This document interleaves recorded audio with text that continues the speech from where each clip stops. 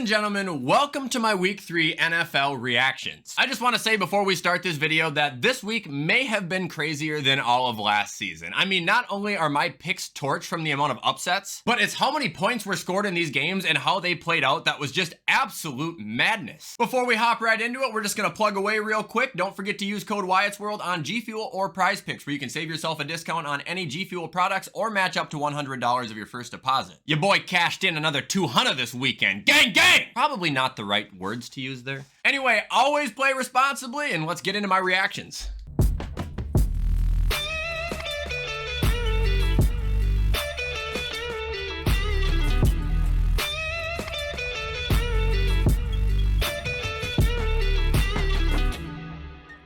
Alright, so as always, the first game we react to is Thursday Night Football, and this week it was the Giants at the Niners. And something tells me that when they were making the schedule, they thought this was going to be a good game, but it really wasn't. I mean, as you can tell, it was a blowout, basically from the second quarter here. Danny topped out at 137 passing yards. The run game severely missed Saquon. Receiving obviously didn't have a good game if Danny didn't have a good game. And their defense did play two really good quarters, and uncoincidentally, it was the first and the third, meaning they were rested, and by the second and fourth quarter, they were absolutely gassed where they got destroyed. I mean, Purdy had 310 yards, 2 touchdowns, CMC ran one in, Debo caught one and 129 yards off of only 6 receptions, Kittle was 7 for 90. However, I will be honest, their defense doesn't really look like they did a whole lot. However, I'm gonna make that under the assumption that it was nearly a 3-and-out every single drive. Could have been worse, New York, but definitely could have been better.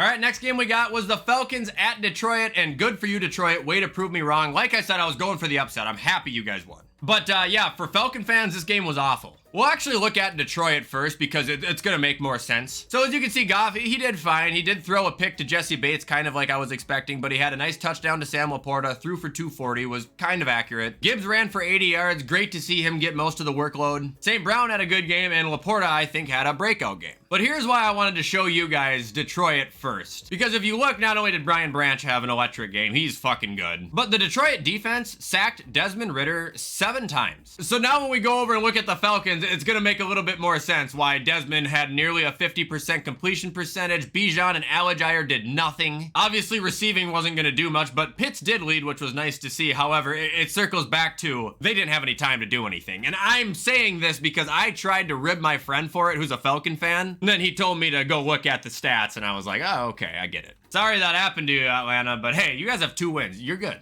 Now we got the heartbreak of the week. The Chargers at the Vikings. The Vikings out-Staleyed Brandon Staley. He literally tried to give them the fucking game at the end, and they didn't get it done. For those who don't know what I'm talking about, the Chargers had a 4-point lead, and Brandon Staley went for it on 4th down from their own 20. The only reason he still has a job is because the Chargers got out of it. I mean, it was horrid. Herbert threw for 400 yards, 3 touchdowns. Keenan Allen threw for a 50-yard touchdown. Josh Kelly continues to be absolute cheeks without Eckler. No shock there. Back to the receiving. Keenan had 18 receptions for 215 yards. Mike was 7 for 121. And if you look at their defense, they sacked Kirk 4 times, and Kenneth Murray sealed the game with the pick. I mean, knowing that the Vikings lost, it just hurts to look at them right now. They're not an 0-3 team. Kirk, another casual 367 yards, 3 touchdowns, and the game-ending pick there. Madison finally had a decent game. Jefferson, for the 3rd week in a row, throws up 150 yards, finally gets a touchdown. Hawkinson has a huge game. Addison has a good game. But our defense, at least it felt like they could not get a stop on Justin Herbert. I thought this said Mekhi Becton for a second. I was like, what the fuck? But they couldn't get a stop. Like, yeah, they forced a couple of 4th downs, but they couldn't get Herbert to miss. Like, as Joe Buck would say, this was a disgusting act by the Minnesota Vikings.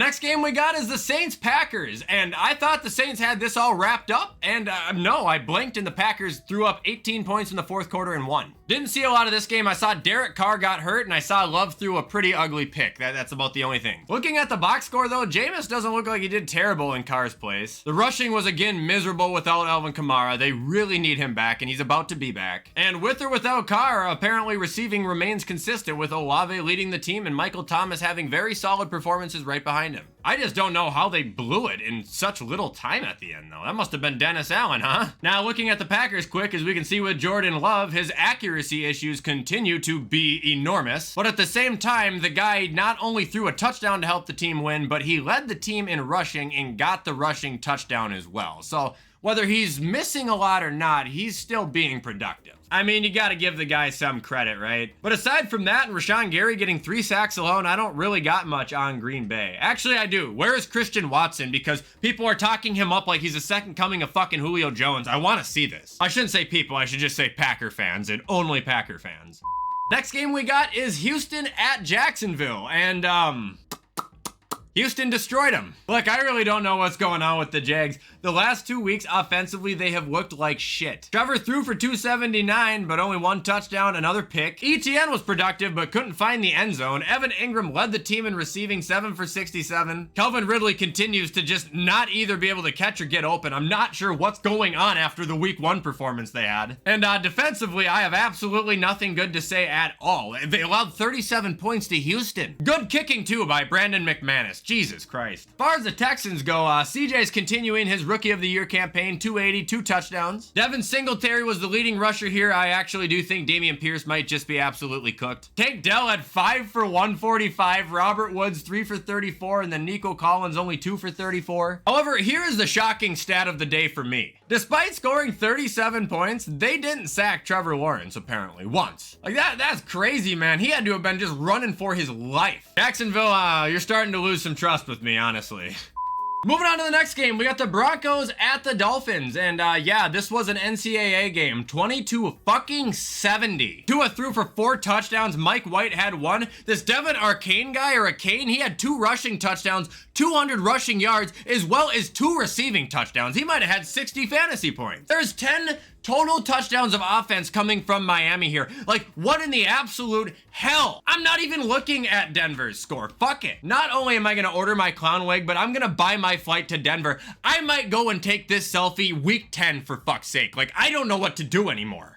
Moving on, we got the Titans at the Browns, and the Titans got the absolute living shit beaten out of them. I don't think I've seen or even heard from a Titans fan since yesterday on like social media or anything. Like, I'm not sure they're around anymore. Tannehill, 104, nothing. Derrick Henry, 11 carries for 20 yards. Derrick Henry. D-Hop, again, is just underwhelming. Sure, he's really happy he went there. Great fucking decision there, Brainiac. I mean, their defense did sack Watson 3 times, so that's good, but they did absolutely nothing with it. As far as the Browns go, Deshaun Watson had a really stupid decision where he, like, threw the ball behind him right away in the game, but after that, he was lights out. The run game is an absolute mess without Nick Chubb. That should be a shock to nobody. I mean, look how many different people had carries. That's crazy. Receiving was pretty decent, considering Deshaun was pretty decent. And it looks like Myles Garrett had an absolute heyday, recording 3.5 sacks on Ryan Tannehill. I mean, Tennessee, you did absolutely nothing this game. Moving on, next, we got the Bills at the Commanders, my boys. I'm wearing this jersey out of your respect because, I mean, I didn't mean to do this to you. I thought we were gonna win, but I didn't mean to embarrass you like this. I'm doing you guys a favor by not showing any of your stats because there's nothing to show. Actually, there is. Brian Robinson had another good game, so he's kind of shutting me up. But other than that, there is nothing to show on the Washington side. Dude, they got mutilated. Josh, he didn't have the best passing game of his life, but James Cook, he's electric on the ground. Stephon Diggs ate him alive. Gabe almost caught 2 touchdowns. And defensively, they sacked Sam Howell 9 times and picked him off 4. I'm not fucking kidding. This is gonna probably go down as Sam Howell's worst game ever. I don't mean to look right past you, Commanders, but that's exactly what I'm doing because now I'm focused on week 4 versus Miami because that game is gonna be a movie. Damn, if this defense shows up, we have a chance. We really do.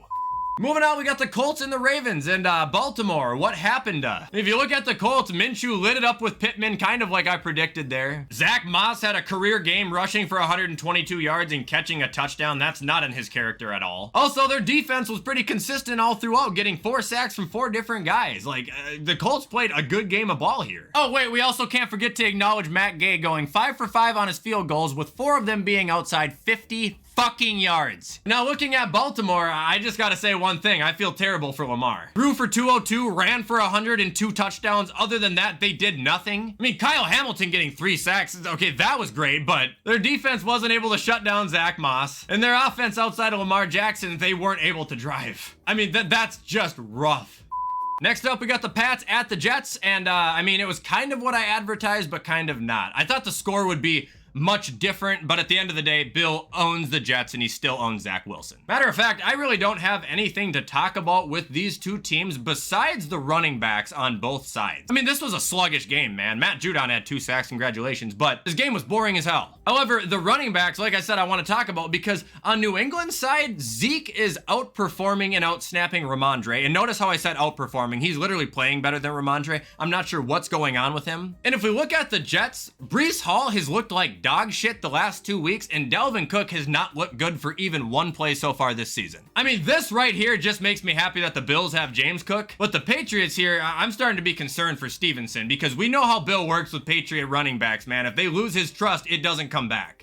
All right, next game we got is the Panthers and the Seahawks, a game that I, again, didn't watch a snap of, but apparently it was very entertaining, and I'm happy to see Andy Dalton played well because I was telling Panther fans, don't worry, he gives you guys just as much, if not more of a chance to win right now than Bryce Young. Keywords, right now. Dude, he's a veteran with 10 years under his belt. Bryce Young, he has 2 weeks. There's no shock, and it's no coincidence that Andy Dalton just gave this team the best passing week of their season. That is no coincidence. However, I don't know what they're going to do going forward. Now, looking at the Seahawks, I mean, they're apparently back to what they were. Geno threw for 300. Kenneth Walker devoured the Panthers, running for 2 touchdowns, 100 yards, and also catching like 50. DK had a big game. Noah Fant did pretty good. Lockett was a little underwhelming, but their defense, even though they had 27 points dropped on them, they got the job done. Also, another massive day for a kicker, Jason Myers. 5 for 5, 17 of their points. Without him, they don't win.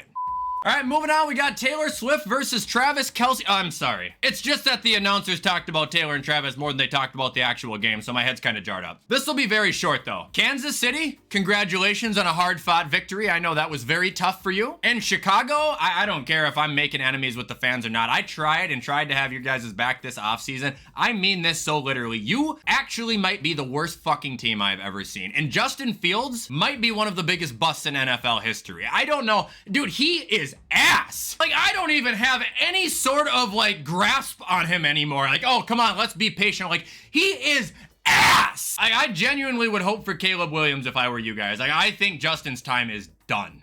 Here we go. Next game we got is Dallas at the Cardinals.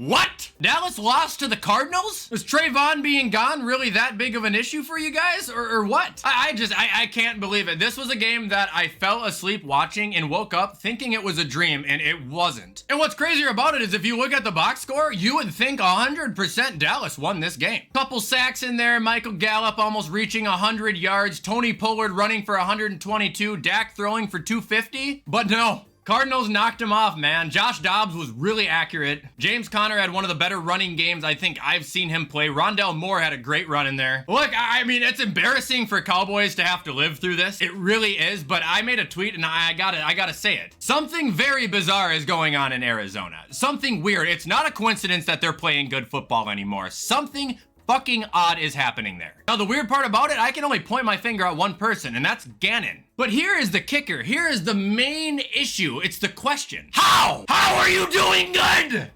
All right, and now we're moving on to Sunday Night Football. It was the Steelers at the Raiders, and it was one of the few picks I was actually right about. And I want to talk about the Raiders first here because they were odd. Jimmy threw for 324, 2 touchdowns and 3 picks. We'll get to that. Josh Jacobs continues to bomb, and Devontae Adams had an elite game, and even Jacoby Myers had an electric game. But as you guys can see, it wasn't enough. And here's the thing. For those who didn't see the game, Jimmy Garoppolo basically got bent in half backwards, and he had to get taken out of the game to go get looked at. And then he came back to play, and he didn't look good. And I mean, he didn't look right. But they decided to play him anyway, and I guess they risked any further injuries. As far as the Steelers go, yeah, I mean, they were just the winning team of this equation. Kenny was relatively clean, honestly. As long as he's not throwing picks, I'm going to be happy. Their run game continues to be a little bit of a mystery. But receiving, Pickens is continuing to look like he is going to be Kenny's man. Pat Freiermuth actually did something. And defensively, they were all over the Raiders, as we could have probably seen by Jimmy's stat line here. Although I do want to point out, I'm pretty sure it was TJ Watt that ended up killing him. Good game by the Steelers, and way to hold them down.